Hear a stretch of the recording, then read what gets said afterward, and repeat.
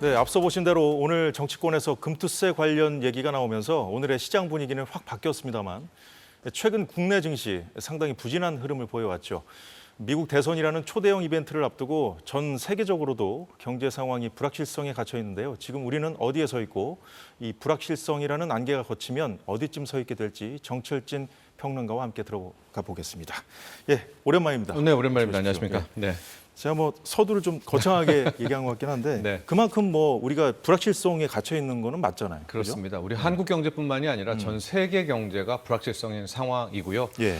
아마 대선이 끝나고 수요일 밤에서 목요일 정도에는 그 윤곽이 당선자 윤곽이 나오게 되겠지만 뭐 앞서 많이 보셨겠지만 만에 네. 하나 뭐 17개 경합주 특히 펜실베니아 쪽에서 박빙이거나 이렇게 되면 네. 사전 투표함을 또 재검표하고 이런 상황까지 올 수가 있거든요. 그러면 어쩌면 자칫 이번 주에도 예. 미국의 차기 대통령이 결정이 안 될 수도 있고 그럼 좀 불확실성의 상황은 조금 더 이어갈 수도 있을 것 같습니다. 예, 좀 많이 뭐 대선 결과, 미국 대선 결과가 나오기까지 좀 많은 시간이 걸릴 수 있다는 그런 얘기도 나오는데 네. 이제 미국 증시 상황도 좀 뒤이어서 보기로 하고요. 일단 국내 증시 좀 상황 좀 보죠. 네. 최근에 흐름이 좀 안 좋았어요. 그리고 오늘도 많이요. 장 개장하자마자 마이너스로 내려가기 직전에 이제 정치권 발언이 나오면서 뛰어 올랐거든요. 그렇습니다. 9시 35분 저도 이제 방송을 진행하다가 갑자기 속보가 나왔습니다. 이재명 대표가 금투세 폐지에 대한 이야기를 한 겁니다.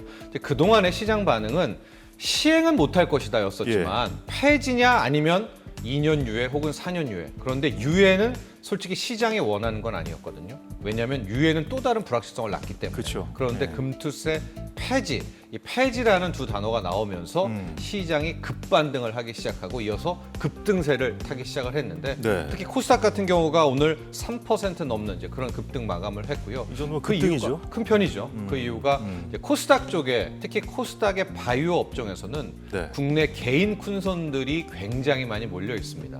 그렇기 때문에 오늘 뭐 알테오렌이라든가 리가켄바이오라든가 원래 개인 큰손들이 사랑한 종목에 이제는 뭐 돈 벌어도 세금을 내지 않아도 되겠다. 이제 이런 기대감에 오늘 굉장한 개인 수급도 코스닥 시장에서는 외국인들 수급까지 붙게 되면서 그래요? 금투세 폐지의 효과가 정말 크게 나타났던 이제 그런 하루였고요. 네. 저는 외환 시장에 주목했었는데 예. 이제 이건 이제 좀 이따 뒤에 말씀드린 해리스 효과도 마찬가지인데 우리 원달러 환율 최근에 1,390원 언저리까지 가고 이러다 그랬죠. 또 1,400 가는 것 아니냐. 장 시작할 때가 1,381원대였는데 예.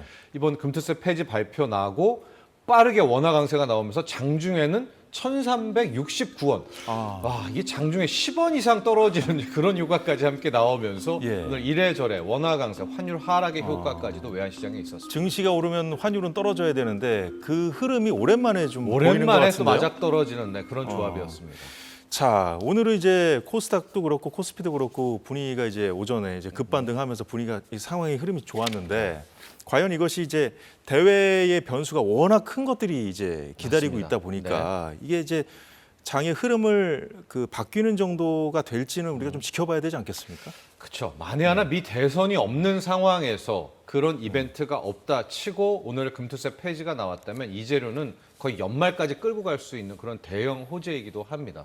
워낙 여기가 불확실성이 컸었기 때문인데 예. 다만 이번에 금투세 폐지가 연말까지 쭉 그 효과가 가려면 하나의 요소가 더 필요한데 네. 해리스 당선입니다. 그러니까 이 조합과 궁합이 이번에 금투세 폐지를 했지만은 예. 미 대선 결과 이제 트럼프 후보의 당선이 된다면 이게 이제 뭐 트럼프가 돼야 한다, 해리스가 돼야 한다는 쪽의 이야기가 아니라 그쵸. 자산 시장이 원하는 인물에 대한 이야기거든요. 네. 그렇게 된다면 워낙 체크해야 될 게 많거든요. 현재 트럼프 후보는 IRA 법안도 폐지하려고 한다. 칩스법이라고 해서 반도체 관련 법안도 그게 왜 필요하냐. 근데 지금 이 모든 것들이 우리의 수출, 특히 우리의 뭐 삼성, 하이닉스, 예. 미국에 공장 지려고 하고 있죠. 2차 전지 회사들 LG 에너지 솔루션을 비롯해서 미국에 공장 지려고 하고 있죠. 현대차도 가 있죠. 그런데 보조금을 안 준다? 지원을 안 한다? 이거 예. 뒤통수 맞는 격이거든요. 그래서 이 금투세 폐지 효과가 연말까지 좀 힘을 발휘하려면 해리스 후보의 당선과의 조합이 맞을 때 네. 조금 더 시너지 효과가 크지 않을까 이렇게 보고 있습니다. 뭐 그거야 뭐 이제 우리가 어쩔 수 없는 그런 그렇죠. 요인이니까요. 일단 최근에 이제 지지부진했던 국내 증시 흐름 그 요인 중에 이게 뭐 국내적인 요인이라고 하기 좀 어려울 것도 같아요. 왜냐하면 이 삼성전자라는 정말 큰 우리의 주도주 아니겠습니까? 근데 이제 그 대외 영향도 워낙 많이 받다 보니까 이게 뭐 국내 요인이라고 좀 하긴 좀 그렇습니다만 일단 이 삼성전자 그 위기론 관련해서요. 이제 최근에 이제 기관하고 외인들이 쏟아내는 물량들을 이제 개인들이 많이 받지 않았습니까? 그래서 이제 뭐 5만 전자에서 뭐 4만 전자까지 갈 수도 있지 않겠는가? 그런 좀 불안감들이 엄습했었거든요. 오늘도 불안감이 좀 해소될 것 같지는 않아요. 주가랑 상관없이 제가 전에도 말씀드렸지만 이제 삼성전자에게는 수급과 재료 두 가지 악재가 있다. 수급은 외국인의 순매도 폭탄, 재료 측면에서는 HBM3E에 대해서 아직까지 확실한 엔비디아와의 계약들을 따내지 못하는 문제인데요. 오늘 금투세 폐지라는 정말 뭐 초대형 호재, 일각에서는 뭐 상승의 치트키 뭐 이렇게까지 표현하는 재료가 있었으면서도 제가 들어오기 직전에 확인한 바로는 외국인들이 오늘도 삼성전자를 또 팔았거든요. 자, 그렇다면 수급에 있어서 전혀 지금 외국인들의 마음을 삼성전자가 돌리지 못하는 거잖아요. 물론 재료적인 측면에서 지난번 컨퍼런스 콜에서 이제 HBM3E 관련해서 8단 쪽 그리고 12단 쪽 모두 하반기에 4분기에는 좋은 소식이 있을 거다라고 해서 큰 유의미한 진전을 확보했다 이런 표현을 분명히 쓰기는 썼습니다. 언론들이 그런 해석을 하긴 했죠. 컨콜에서 이제 이야기도 했었고요. 삼성전자 측에서. 그럼 이제 8단은 엔비디아의 납품이고 12단은 좀 엔비디아는 아닐 것 같고 또 다른 시장에서 이 AI 칩을 만드는 AMD라는 회사가 있거든요. 그쪽에다 납품을 하는 건가 뭐 이 정도의 추론을 또 했었는데 외국인들은 이 재료도 지금 믿지 않는 것 같습니다. 그런데 그렇군요. 계속 말씀드리지만 이 삼성전자의 수급에서는 외국인이 사주지 않으면 기관은 오히려 간만 보면서 중간에 빠져 있거든요. 특히 한 적어도 5거래일 연속 순매수 해야 되고 지금까지 판돈 이 8월 이후에 9월 이후에 판돈만 12조 원이 넘습니다. 3조 원 이상은 되사들여야 수급에서의 숨통이 트일 텐데 오늘 같은 금투세 폐지가 있는 날도 삼성전자를 순매도했다. 아직까지 외국인의 마음을 돌릴 만한 어떤 대반전은 없다. 이렇게 봐야 될 것 같아요. 대반전은 아직까지 보이지 않습니다만 좀 뭔가 그 흐름을 바꿀 만한 카드를 삼성이 내놔야 될 텐데 맞아요. 이 위기론의 불이 지펴진 지는 좀 됐잖아요. 그래서 삼성이니까 다를 거다라는 기대감은 있었는데 아직까지 내놓은 게 없어요. 그렇습니다. 아마 뭐 창립 기념일도 있었고 고 이건희 회장의 기일 추도식도 있었지만 그 어디서도 한 번의 대외적인 메시지는 나오지 않고 있습니다. 그러니까 시장은 아마 11월 말쯤 있게 될, 12월 초 11월 말에 있게 될 텐데 이번에 정기 인사 최소 30%의 임원급들은 다 교체된다. 절반이 갈릴 수 있다. 이 정도 피바람이 불 수 있다. 이야기가 나오고 있거든요. 아마도 정기 인사와 함께 어떤 이재용 회장의 메시지가 이때 나오지 않을까라는 좀 이제 우리가 많은 이제 기대들도 있기는 하지만 또 한 측면에서는 아직까지 항소심이 진행 중이잖아요. 그 완전히 좀 무죄 판결을 받고 그제서야 이재용 회장이 어떤 행보가 나오지 않겠는가 또 뒤로 보는 해석도 있거든요. 그러니까 기본적으로 일단 11월 말에 혹은 12월 초에 있게 될 삼성전자의 정기 인사 때 나올 메시지 여기를 좀 주목해 봐야 될 것 같습니다. 자, 오늘 같은 날도 삼성전자 그 외인의 매도세 때문에 그런지 모르겠습니다. 플러스 0.69%에 불과했고 SK 하이닉스는 6.48%. 급등했습니다, 정말. 오늘 보니까 행사가 하나 있었는데 SK 하이닉스 행사가 있었어요. 인공지능 서밋 2024라고요. 여기에 이제 젠슨왕까지 이제 화상으로 연결해서 돈독한 그 협력 체계를 막 과시했던데 좀 확실히 이제 삼성전자가 분위기가 이렇다 보니까 좀 주목을 받고 있어요. 하이닉스가. 그렇습니다. 이제 마이크론이라는 또 다른 후발 업체가 있을 텐데 지금 HBM 시장, AI 반도체에 꼭 필요하다는 메모리 반도체죠. SK 하이닉스가 거의 선두할 주자, 거의 독점하다시피 이제 달려 나가고 있는 그런 모양새인데요. 말씀하신 대로 오늘 이 SK AI 서밋 2024에서는 속보가 2개 정도가 나왔는데 첫 번째는 이제 8단 3E에서 12단에 이어서 16단을 거의 완성했고 자신 있다 하고 이 지금 16단 샘플을 고객사에 이미 주면서 테스트 쪽을 요청하고 있다라고 해서 오늘 6% 정도 급등을 했는데 하나가 있었고 지금 HBM3E잖아요. 그 다음 단계 HBM4라는 또 그 다음 또 레벨이 있거든요. 근데 이 HBM4 역시도 오늘 엔비디아 젠슨 황은 하이닉스랑 뭐 계속해서 하고 싶다 하고 예. 하이닉스에 대한 칭찬을 엄청 많이 했는데요. 좀 기술적이긴 하지만 이제 HBM4 라인으로 가면 이제 하나 이 베이스 다이, 뭐 로직 다이라고 하는데 여기 위에다가 이제 뭐 GPU라든가 이 메모리 반도체가 한 대 그냥 때려 넣는 이런 방식이거든요.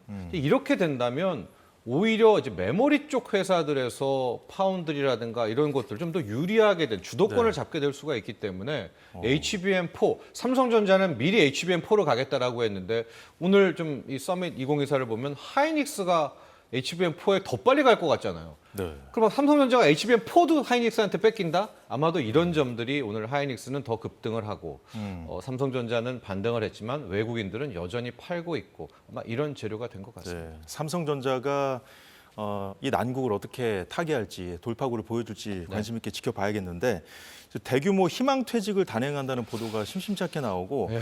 지금 해외뿐만 아니라 국내 업장에서도 할 수 있다는 설이 돕니다. 그건 이제 네. 삼성이 이제 부인했으니까 예. 보도가 있었는데 네. 이 정도 지금 상황이 안 좋은 건가요? 네, 그렇죠. 공식 부인은 했습니다. 일단 희망퇴직설이 빠르게 좀 돌았었는데 네. 그건 아니라고 이야기를 했습니다. 아마 아니라고 번복했기 때문에 이걸 뭐 정기 인사 때 또 희망퇴직할 카드는 아닌 것 같은데 그만큼 지금 삼성전자의 힘든 단면을 또 이야기하는 그런 상황이 아닌가 보여집니다. 예, 자, 그렇군요. 자, 이제 우리가 세계 증시 상황도 좀 네. 짚어봐야 되겠는데 네. 미국 증시 상황은 어떻게 봐야 됩니까? 미국 증시 상황은 이래도 저래도 그냥 일단은 달려보자. 즉, 미 대선 전까지는 네.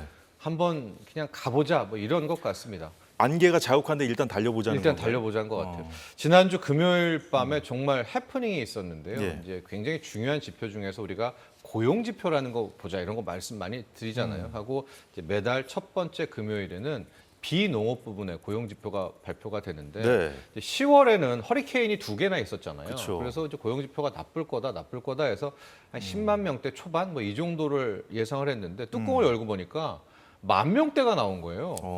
거의 10분의 1 토막, 9분의 1 토막이 나오면 이거는 네. 고용 쇼크를 넘어서서 이거 말도 안 되는 거잖아요. 그런데도 주식시장은 그 허리케인 때문이야. 그 격차가 났는데. 그러니까 네. 엉터리 통계죠. 엉터리 고용지표 통계에 아예 시장은 또 그냥 우리는 우리가 할 길 간다. 그러니까 지금 미국 주식시장도 진짜 묘한 좀 국면들 좀 네. 이해할 수 없는 상황들이 계속 나오고 있어서 결과적으로 미 대선도 미 주식시장도 대선 이후에 나올 후보들 또 후보의 결정들에 보고 아마 예. 큰 변동성이 나오지 않을까 이렇게 보여지고 있습니다. 중요한 이벤트들이 좀 있잖아요. 네. 대선 말고도. 맞습니다. 대선이 이제 치러지고 그 다음에 아직 대통령이 확정되기 전에 이제 우리 시각으로는 수요일 날, 목요일 날 미국의 11월 FOMC 회의가 있고요. 이 결과는 목요일에서 금요일 날 넘어오니까 우리의 금요일장에 반영이 될 텐데 예. 현재 뭐 연준은 제가 할 길 간다. 그래서 25비, 0.25% 포인트 금리 금리를 인하가 더 인하한다는 거죠. 예, 99%. 실질적으로 이제 뭐 금요일 밤에 고용 충격이 나왔기 때문에 비컷도 해명하는 건데 예. 그 통계는 이미 가짜다 아마 그냥 다 암묵적으로 됐나 봅니다. 그래서 0.25%포인트 금리 인하한 거고 지금 네. 중국에서는 전인대가 또 펼쳐지고 있거든요. 음. 근데 계속해서 중국이 경기 부양할 거다 그러다가 이거 뭐 디테일이 왜 안 나와 할 거다 안 나와다고 하는데 예. 아마 중국도 미국의 대통령이 누구냐를 좀 기다리고 있는 것 같아요. 그래서 아마도 그 결과에 따라서 예. 해리스 후보의 당선이다라고 하면 지금 시장 예측은 상당히 큰 규모 10조 위안짜리 경기 부양을 중국이 내놓을 수도 있다. 그것도 이제 금요일 날 발표가 되거든요. 예. 그 정도까지. 그러니까 이번 한 주는 뭐 슈퍼 위크가 아니라 울트라 슈퍼 위크 또 이런 표현도 쓸 정도로 빅 이벤트가 이어지고 있습니다. 그렇군요. 자, 그러면 이제 중국 상황을 조금 짚어주셨는데 네. 일본은도 지금 미국 대선 결과를 좀 보고 결정을 할까요? 일본 중앙은행도? 같은 경우에는 이제 BOJ에서 금리 인상에 대한 부분이 있지 않습니까? 게다가 이시바 신입 총리가 좀 뭐 물러간다 아니다 예. 버티겠다 여러 가지 이유가 있을 것 같은데 전 일본 같은 경우에는 12월에 조심스럽지만 금리 인상을 할 수밖에 없는 상황이 아닐까라고 보고 있습니다. 왜냐하면 일본도 지금 수입 물가 엔화 약세 때문에 정말 일본 국민들이 못 살겠다 소리가 나오고 있거든요. 예. 그러니까 이번에 자민당의 참패 역시도 저는 엔화 강세, 금리 인상 때문에 자민당이 저렇게 뭐 폭망한 게 아니라 물가 때문에 엔화 약세 때문에 펼쳐진 부분이라고 보고 있어서 예. 저는 일본도 금리 인상을 통한 이제 엔화 강세 쪽으로 전환이 되지 않을까라고 보고 있어서 요약을 예. 좀 해보면 지금 해리스와 트럼프 일단 트럼프가 당선될 경우에는 뭐 이제 시장 예측이지만요 예. 국채 금리 급등 뭐 물가 상승률 왜냐하면 이제 관세를 때리게 관세를 되니까 때리니까요. 예. 하고 비트코인은 뭐 본인이 좋아하니까 비트코인 금 강세 또 하나가 트럼프는 미국 주식 강세입니다. 이걸 잘 이해하셔야 되는데 네. 트럼프는 모든 게 미국 위주잖아요. 미국만 잘 되면 돼요. 그러니까 미국 주식과 달러 강세 쪽이고 예. 해리스 후보가 당선될 때는 금리 하락, 달러 약세 쪽을 이제 전문가들은 바라보고 있거든요. 그러니까 우리 입장에서도 뭐 그러니까 딱 우리 입장입니다. 이게 어떤 두 후보의 정책이라든가 선호와 상관없이 예. 해리스 후보가 당선될 경우에는 지금 높아가는 원달러 환율에도 원화 약세도 숨통이 좀 트일 것 같고 금리도 좀 잦아들게 될 것 같고 이런 예. 흐름이 나오겠고 반면에 이제 트럼프 당선이라고 하면은 또 독야청청 달러 나홀로 미국 주식 아마 이런 흐름이 이어지지 않을까 보고 있습니다. 자, 그래서 지금 우리가 미국 대선 이후의 상황에 대해서 좀 얘기를 하는 거잖아요. 네. 어쨌든 그 결정적인 그 변수가 될 것이기 때문에. 맞습니다. 그런데 이제 이 미국 대선이 본격적인 레이스에 들어가기 전부터 정철지 평론가도 이 자리에 많이 나오셔가지고 우리가 원래 그 전에 있었던 AI 뭐 거품 위기론부터 시작해서 정말 불확실한 것들이 큰 그 이슈들이 많았잖아요. 네. 이것까지 뒤흔들거나 바꿀 정도의 그 변수라고 볼 수 있을까요? 그 미국 대선의 결과가? 네, 좋은 질문이신데요. 일단 트럼프 후보가 당선이 되면 앞서도 얘기한 것처럼 꽤 요동을 칠 겁니다. 왜냐하면 트럼프 후보가 뭐 말을 과장되게 하고 뭐 들면 말도 안 되는 이야기를 하는 것 같잖아요. 근데 일기 집권 때를 보면 본인이 한 말은 다 지킵니다. 어떤 식으로 예. 하든지 지켜요. 그러니까 지금 뭐 칩스법 고치고 IRA 법안 폐지하고 그걸 힘들 거다 얘기는 하지만 결과적으로 그에 준하는 효과를 낼 겁니다. 그러니까 당연히 요동을 칠 것 같은데 그러면 해리스 후보가 되면 뭐 세상은 잠잠할 건가? 저는 그것도 아니라고 보거든요. 그게 무슨 얘기냐? 예. 지금 미국 기준입니다. 우리랑은 상관없이 미국과 유럽의 시장들을 보면 일단 가보자 쪽이니까 그러니까요. 그거는 해리스와 트럼프 상관없이 미국과 유럽, 뭐 일본까지 포함한 선진 증시는 예. 저는 그 미 대선과 함께 조정으로 접어들지 않을까라고 보고 있고 그럼 그 다음에 나오게 될 우리나라, 중국 같은 이머징 마켓의 이제 행방일 텐데 트럼프가 되면 실은 저는 뭐 좋지는 않겠지만 만약에 해리스가 되면 오히려 미국과 선진 증시는 힘들더라도 국내 증시를 포함한 뭐 이머징 마켓 증시 쪽에서는 상당한 좀 그러니까 뭐 숨통이 트일 수 있다 이렇게 지금 전망하고 우리 있습니다. 이제 세계 증시 자체가 안개 속에 있는데 네. 트럼프가 되느냐 해리스에 되느냐 이 차이는 안개가 지나간 다음에 지나가는 그 속도나 이런 거의 차이지 네. 다 드러난 다음에 이제 그 상황은 별 차이가 없으니까 그러니까 대선이 끝난 다음에도 변동성이 커질 거란 관측이 많이 나오더라고요. 네. 값을 치를 건 치러야죠 이제 어떤 후보가 되든요. 네. 예, 알겠습니다. 당장은 미 연준의 회의 그리고 미 대선 결과를 잘 지켜봐야겠습니다. 오늘 정철진 평론가 얘기는 여기까지 듣겠습니다. 고맙습니다. 네, 사사건건 벌써 마무리할 시간이 됐습니다. 내일도 알찬 소식으로 찾아뵙겠습니다. 여러분 고맙습니다.